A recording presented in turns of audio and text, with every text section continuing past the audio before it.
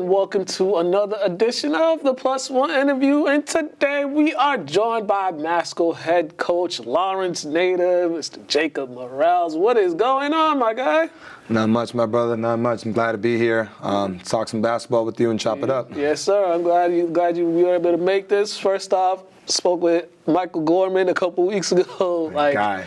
When was I up there? I was up there in Lowell with Joe W. He was on the radio. He was a guest, talking about all the things he does, and he was just talking about how it could have been the high school team y'all could have had. The dynasty. Yeah, y'all could have been, but everybody went. You know, he went to Methuen, and a couple guys went to Central. It's like everybody, like the group of guys that you guys all grew up together. We all went like different schools. They all made a name, but he was just like, what could have been? What could have been? Nah, we had a great middle school 8th grade team. Now, respect to Mike, I'm not a Methuen kid. Yeah. I rep what I rep. My Lawrence people will always be my Lawrence community.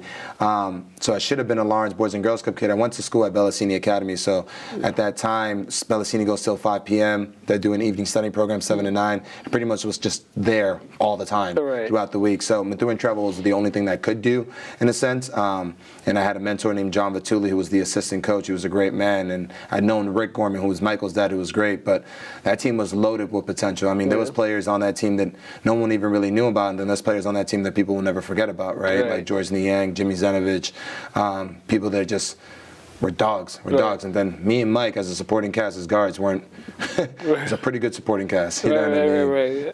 And a few other talented players that we had on that team, but it was a great year. It was fun too. It was my first time playing, an organized situation basketball besides AAU, you know what I mean? Because where we come from, we used to play in the park. We played in the park most of the time. Which I was perfectly fine with. Better weather than inside these gyms. That whole conversation with Michael, it kind of highlighted back then how during that youth aspect when we were all young and a group of friends just find one thing in common, and it's just like every day we're with each other and we're doing this one thing, and then it all as everybody gets older, that one thing is still what connects everybody into what they're doing in life, after they finish like playing and stuff. Especially nowadays, I mean, there's not many people that can say, or kids that can say that we grew up from the neck up and played throughout our whole high school career, because usually the top talent now are getting pulled from various either private schools or prep schools that give them a better opportunity in a sense, but it also taken away from them because they don't get to play with their homies, their day ones, you know what I mean? I was lucky enough this past year with Masco that I had two kids that originally didn't go to Masco their freshman year, and one went to Central Catholic, and the other one went to St. John's Prep, and then they both came back the year before I became the head coach, and we got to make a statement this year, and a lot of those kids got to play with each other growing up, which was nice because you can tell, the kind of support that we had for each other across the board, you know what I mean? Yeah, and your team too, your Masco team, as you said before we got on air, it broke 6 school records this past season. I think you guys were probably one of the most talked about teams in the state this year just because of the turnaround for the program and how great the team was playing, right? How were you able to get them to buy in so you guys can have the successful season that you had? To be honest with you, when I first got the job, I wasn't worried about success. We played them in the summer league. We played them in Lynn. We played them in the St. Mary's Lynn Summer League, and then we also played them at the Greater Lawrence Tech Summer League, and we got our butt whooped a bunch of times, mainly because we couldn't handle pressure and we weren't defending the right way. And they were 11-10, I believe, last year, or 12-11, something like that. They were a little bit right above 500. I definitely saw the potential in them, but for me, it was just kind of where. I learned how to play basketball at the Lawrence Boys and Girls Club. I didn't get to, unfortunately, when I was growing up, I didn't get to play part of their teams growing up because of the, tragedy that I occurred when I was younger. But at the same time, the one thing I learned about being around those like-minded people were culture and standards, right? And when you set the right culture and you create the right standards for young individuals, they learn how to make this a we thing and not a me thing. And we truly embody that. It's funny, kids thought I was corny in the first couple of weeks of practice because we huddled up every beginning of practice. We broke down, huddled up every end of practice. We talked about what it means to be we, what it means to support, what it means to sacrifice. And most of those kids, they grow up with support at home, regardless if it's financially or if it's just parents being there all the time for them. Not to say all of them do, but there are most of them that do come from that background, and they don't really knew what it means to commit and to support and to sacrifice for someone. But, what I kept telling them is just to watch what their parents do every morning. Right. And then for them to be able to realize that, they were able to realize the importance of what it means to set a culture and standards. Because once you do that, it doesn't matter if Joe Smo or Bobo the Clown coaches that team. Right. As long as they're willing to hold culture and standards as their top priority, that we effect will always shine more than that me effect. If for you, you're moving from one part of the bench to now leading, right? You got the aspect to be assistant coaches before was this your first head coaching No, position? so last year I was the head coach. The year before the previous season I was a head coach at Cathedral High School. Okay. That was my first year head coaching, but driving to the South End in Boston was not fun. Yeah. Not with a 6 o'clock practice start. I mean, Yeah. I love the Cathedral community. They welcomed me with open arms, and it was a great year as a first year experience as a head coach. But the commute was making me really want to start coaching tennis or something more local. You know what I mean? Yeah. How were you able to learn from your first head coaching experience, and how did that translate over to your second opportunity? I think I learned a little bit of both. I guru of basketball. Most people know him for football, but Dwayne Sigsbury was the guy that I was his head assistant at Austin Prep for about 6 years. I learned a lot from him itself, and then being able to learn from my mistakes. I guess as a first-year head coach, no matter how well you do something, there's always ways to do it better. And I think when you're really able to take a step back from that and acknowledge what you're going on, you're able to build from there. But I'll be honest with you, I think most of my success from on the court this past year was just about who I am as a person. Right. Like I always tell people, I'm a basketball coach, but truth be told, I'm a better person than I am a basketball coach. And I think when kids know that you're a ride or die for them, they ride or die for you. Never mind that I can do the X's and O's and stuff. You get kids to shine and play with passion, play with heart. Right. Usually even the less talented kids shine. Right. And we see that with the team, right? Yeah. So these guys, they really bought into the system. They really soaked in all the information you were giving them. At what point did you see that, okay, these guys are getting it? Was there a game or practice or just in a moment that you just saw, okay, these guys are getting it and we're going to get somewhere? I would say the game that I knew that we were going to be really good was, it wasn't even a game, it was the second practice after Winchester. We lost to Winchester, and it was our first loss of the season. We just beat the Greater Lawrence Vogue in the Christmas tournament at Winchester High School, and then we played them and we got smacked. They shot about almost 80% they shot 62% for the game. They shot almost 80% in the first half. They scored 45 points. They ended up scoring they scored 45 points, and they scored 25 points in the second half. Big dramatic difference, right? But it was the mindset that we came. Now, first and foremost, for me, you don't defend, we're going to run. We're going to learn the hard way. And it's not as a punishment, but it's more of an accountability. Right. And I think seeing the way they attacked those sprints and then the way they wanted to defend directly after that, instead of just moping and being upset and thinking I'm crazy because they're 7-1 and, we were this and that last year by this time of the year, I was changing. I kept telling them everything you guys did the year before, I want you to just take it out and just throw it out. Not saying that all of it was bad things. Right. Because I bet there were great things that were set in stone.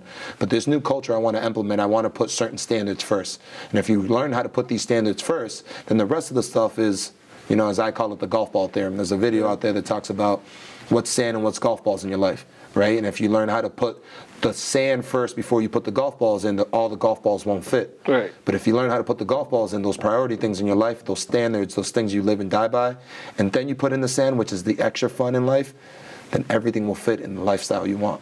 So it's a mindset I was able to install in them, and I appreciate them.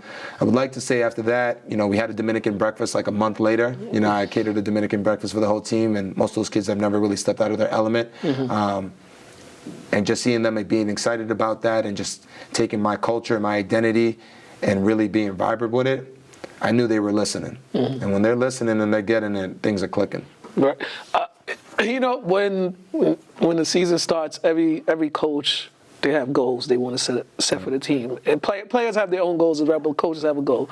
Can you just talk about the top of your goals and all the check marks that you had before the season, and which ones that you guys were able to knock off and check off? So goals for the season itself, right? Right. So unfortunately, the year before they had multiple kids quit the basketball team. One thing I've always said is I'm a hard coach. I definitely hold kids accountable and stuff like that, but I never want to take away the love of the game from someone. At the end of the day, everybody gets these things twisted. 3% of us take it serious. 97% of us just play it for fun. And I think sometimes we want all 15 kids to be like dead serious about it. And well, most of the time we can't even get everybody to be serious at their own job workforce, and respectfully. So for me, 3 goals of mine was, number one, enjoy the moment. Like, if you can't enjoy this season, regardless if we win or not win or in the moment itself, then I didn't do my job correctly, because that means I took away the love of the game from someone that I never want to take it away from. The second goal that I had is really creating an atmosphere at Masco. I mean, like, they have had, I don't think they've ever had a sold out gym in a while, maybe besides maybe 1 or 2 games. We sold out over 4+ games, to a point that, like, my mom almost didn't have a seat to come into one of the games, right? Of course, we found her a seat, 'cause that's Mom Dukes. Right. But, realistically, it was that mindset of just enjoying the moments. I remember having my high school career, and I had a great college career, but everything that I remember about my high school career, of sold out crowds, seeing all the kids that you see in the hallway at those games and excited to be at those games, were things that I'll never forget, never mind the state titles that I've won. Right. So for me, those were 2 priority goals. And then the last one was to block out the outside noise. As being a big AAU guy myself, playing in it, but also coaching in it for the last 10+ years, there was a stigma there that they felt like they had to be part of a certain AAU program or part of an AAU thing because of previous coaches' mindset and stuff. And for me, I barely word my own AAU program stuff in there. I really wanted to focus about us inside of that core, right? Stop focusing on all the nonsense. To Tri-Town, so I know you can get pulled in multiple ways. Everybody feels like they got their own opinions and input, but let's just focus on what we want to do, what we want to accomplish, and how we want to play. And so, as soon as we started focusing on just all that me stuff came out of our head, and we just focused on continue to build, man, continue to build. And we were able to build something special. Unfortunately, we wanted to get to the state title game, and we definitely had a chance, the opportunity to win that game. But, Somerset-Berkley made a couple more plays from us, and they deserved it. Yeah, you guys won the NEC, right? Yeah, we won the NEC. All right. Put yourselves in position to get a good ranking for the state tournament. Just got a higher spot, but whatever. Hey, man, you can talk about the rankings. Yeah, the rankings. I mean, it is what it is. Yeah. But honestly, I didn't get to set the schedule before the season started. My AD kind of took care of that. And I'm assuming he wasn't really focusing on, based off their schedule from last year, he wasn't trying to put us in a wrong position. But seeing the way we played, I'll take my guys over any guys over the state. What I mean, Division 1 through 5. Yeah. Your seniors getting this deep run. Right. How was their mindset going, knowing this is a last run and they had a good shot to get to Lowell for that state title game? So it was great. I mean, most of the seniors, I'll be honest with you, I had 4. 3 out of the 4 they didn't really care too much about. They were excited about being there, right? But they just wanted to have a good senior season. And I don't know if that really meant for those 3 if it meant playing time or winning, or both. Right, I think for them, they just wanted to have a good senior season since they didn't have a great junior year, right? For one of the season, Devin O'Brien, I got to be blessed enough to coach him in 6th grade, 7th grade, 8th grade. That was a big reason why he went to Central Catholic, because I was trying to advocate for him to go to my old alma mater, and then he transfers out after his sophomore year, goes to Masco for his junior year, and then I get to coach him his senior. He was also my senior captain. He was a kid that, from the first interview, he didn't even know I was applying for the job. He saw me and he walked through the door, and I remember him calling me after the interview and saying, "We're going to do things." He's like, "If you get this job, we're going to do things. I know you're passionate. I know you're committed, and I want to have something I can always remember." He's not going to play a collegiate sport, even though he could have if he really wanted to. He was a dual sport in football and basketball. But more importantly, he's just excited that he left a memory and an impact on a school that he's going to remember for the rest of his life. And I think for me, that means more than anything than winning any game throughout the season. Yeah, definitely. And that semifinals game, that whole day of semifinals action was a really wild day of basketball for any basketball fans. If they caught any of the games, it was just wild. You guys are at UMass Boston, a great environment to host a game, and then you guys come out on fire. Yep. A lot of confidence. What was kind of the difference from that first half in the second half? I've said this all year, and my kids have never, and part of it is the schedule. So I take blame on that, even though I didn't really have much to do with the schedule. As a head coach, you want to put them in a position where you put them in tough environments. And I think for them, they've really never been in an environment where they felt the pressure of like needles pressures, besides maybe playing at Beverly the first time at Beverly, because they've never beat Beverly in their school history. So for us to go out there at Beverly and beat them and really set the tone in the NEC and shock the world was huge for us. But, for my boys, it's just the light, man. They've never been in the limelight. So, like, I think for them, that second half, when things started not going so much their way, they got caught up in the moment and, forget to play the game with the 2 feet and 2 hands. But at the end of the day, I'm proud of them, man. For them to get to where they got, it's not an easy situation, especially when you're around a school, all great things at Masco, but basketball-wise, it's never been something they ever thought about. I mean, to the point that like I didn't even know where Masco was when it comes to basketball. Like, truth be told, right?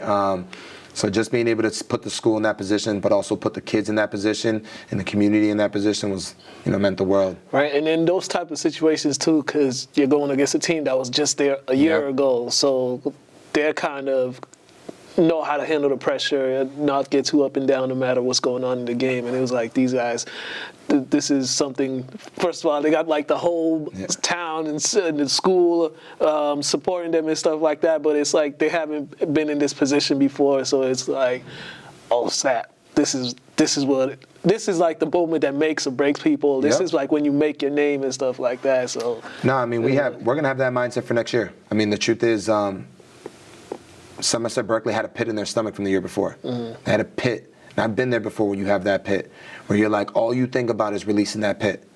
All you think about is releasing that pit, right? So I give them much credit. They have a great coaching staff there as well, and they had those boys prepared. And me and my staff are going to prepare these boys for next year to be ring chasing. Like there's no other goals than we want. We know what we can do in the league. We know what we can do in the regular season. Not to say that we're not going to have to earn it. There's plenty of teams that are going to come ready to play. I truly believe that in the tournament, it's about 32 minutes of great basketball. Some people think you can just play a good first half. We got proven that you can't. Some people just think you can play a good first 8 minutes or a good 24 minutes. I've seen people lose the game in 2 minutes, right? In positions that they should have never lost. I seen a team lose a game in 30 seconds. Yeah, so like those little things, we're going to live and learn. But the best thing that Somerset-Berkley did for us is put a pit in our stomach. I promise you, we're gonna feel that every single day from the first day of the season. So we'll see how the way it works out this year. Hopefully Thanksgiving's early, so I can get a couple extra weeks in November, and not wait till the first week in December. You know what I mean?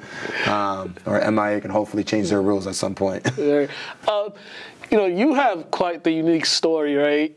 We're not gonna get fully into it because that's a lot of time. But from your perspective, and just being here. Just being here, right?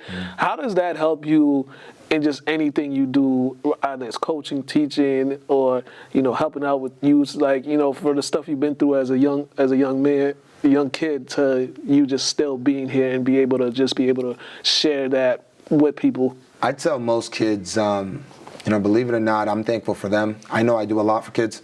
I'm one of those people that I'm always going to be there for the kids, as long as they're motivated and committed. But part of me was, they let me be closer to my friends. I lost 4 of my best friends when I was 9 years old. And part of me, I see a lot of my images of them through the kids that I get to coach, mentor, just be there to support. So I'm always looking to continue that wave, you know what I mean? And continue that motivation and make them realize the things that they have in front of them, right? And being able to utilize that stuff to become a better person, more importantly, God willingly. But then even better, to hopefully utilize basketball like I did. I didn't play overseas. I didn't play in the pros. I didn't play anything that crazy. But I had a great high school career. I had a great college career. And I can't tell you how many opportunities that I've had, either full-time positions at work, people that I've gotten to meet, or things that I never thought that I would ever cross the table from a small kid coming from Lawrence, Massachusetts, with a single mother. You know what I mean? So for me to be able to provide some of these opportunities for them means the world to me. I tell my players all the time, they always know I'm a good coach, but once again, I'm a better person than I am a coach, and I think most of them know that when it's all said and done. Right, and not only that, like, it don't stop for you, right? The basketball season was over, but then AAU comes around. And AAU, everybody knows AAU. That's a whole other story. It's exhaustion, a lot of time, but it's worth it to see the kids that that you have that go on to do great things. But do you ever have time to just like sit back for yourself Is there any point, because this is a year-round thing with like helping kids? Yeah. Monday afternoons. Nah, realistically, I enjoy these moments. Yeah, is it tiring? I've had days where I've coached almost 20 games, drive more than 10 hours that weekend, and then I'm coming back to start my regular day job at Austin Prep as an inclusion director, 8 a.m., right? Like getting your way situated and stuff. So is it tiring? Absolutely. I try to find some time to be human and find some time to, find my inner peace and find some happiness. But what most people don't know is that my happiness does really come from being around these kids. Mm-hmm. And as much as it's awkward and saying and like a slogan like that, I truly believe it. I wouldn't be doing it just for that. I don't make enough money for me to be like, yeah, I'm doing this because of the money aspect of things. I do this because as much as it's a pain to get there, once I'm there, there's probably no other place I'd rather be. Maybe I'm having a mojito on a beach. I don't think anybody's ever going to count that down. So for me, finding downtimes I can, but even when I find downtimes, man, like I'm still going, like in the fall, I'd be going to Friday night high school football games and just sitting in the cut with my hoodie on, just watching the game, just watching a high school sport. Right. In the winter, when I get days off, like I'm still watching film and watching basketball. I'd be watching European leagues. Like, I love sports. I love what it can utilize for them. And, I love what it can do for kids, especially kids like me who sometimes never thought that they can do something without it. All right, man. Man, Coach, appreciate you coming by, especially after work, making that drive on that 95 traffic. I know that's... Yeah, 95 traffic is not what killed me. I think I missed one exit, and then I took side streets, and I was like, this is like Lawrence when it lets out at like 3 or 4, but there's way too many school buses and everything. Yeah. So definitely traffic played it into a role, but I appreciate you coming out here, letting me come out here and kind of just talk about the impact I was able to make at the Masco community, and hopefully to continue to make impact in the youth, which is more important. Yeah, definitely, man. Hopefully we'll be up in Lowell to see you guys hoist the trophy next year. Yeah, man. God willing. Yeah, that's the goal is to get to the chip. We got a few other goals that we would like to do before the even season starts. But, the goal, one of the main goals next year is win the league, stay undefeated on the home court, protect the home, and then hopefully get a chance at that state title game. And God willingly, if everything pans out, take care of business and move forward from there. Yeah, definitely. And shout out to all your Lawrence people, too. Steve Martinez, great guy, man, doing all those great things out there, People man. don't know. Yeah, People don't know how great that man is. And I tell him all the time, and he will never take blame, but he's one of the big reasons why I got into coaching and why I got into being around the youth and wanting to give back, because I saw the impact he made on my life, and if I can make 5% of that impact on most kids' life, I'm doing a pretty good job. Yeah, and we'll catch you at Chico Summers. Catch me at Chico Summers, baby. Team Uti, man. I'll be there. I'll be there for the vibes. So I'll be there for the vibes. He told me to get you on here. Yeah. Calvin's been saying I'm one of the best coaches in the state. I don't really focus on that because I just feel like I'm one of the best people in the state, and I focus on good heart, good people. But he's always had a support for me. I've always had a support for him. We both had a brother who lost their life to tragic incidents. So, for me to be able to represent my brother, Team Uti, and he to be able to represent his brother, Chico, means the world to us. Yeah, definitely, man. You guys been watching Plus One. We are out of here. We'll catch you next time. Peace.